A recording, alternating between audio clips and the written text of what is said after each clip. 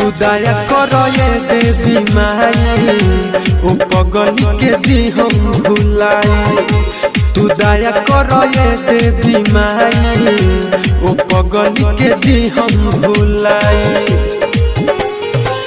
नहवा दिन नवरात करब हम अपन सिरवा नवाई।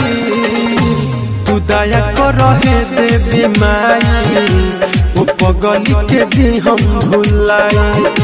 तू दया करो ये देवी माई ओ पगली के दी हम भुलाई।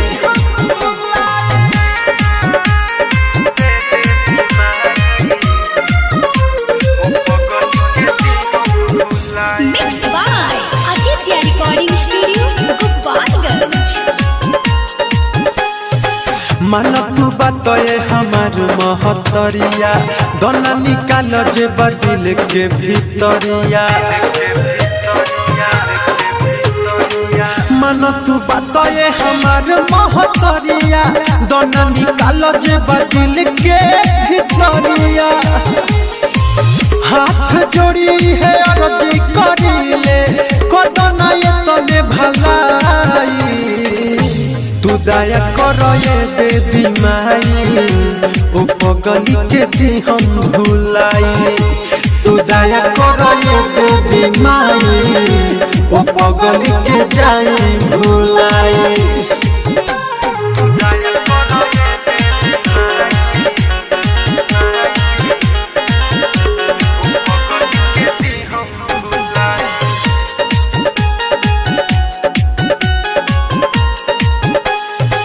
ओके विसार दिही है मको सदबा दरदी पकावा के पार करत हदबा।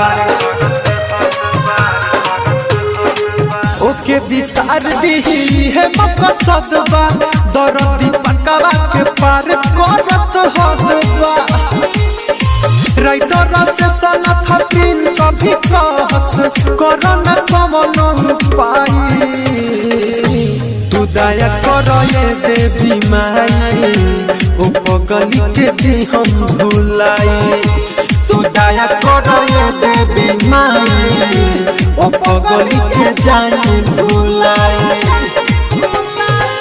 नहवा दिन नवरात करब हम अपन सिरवा नवाई। तू दया करो हे देवी माई ओ पगली के दी हम भुलाई। तू दया करो ये देवी माई ओ पगली के दी हम भुलाई।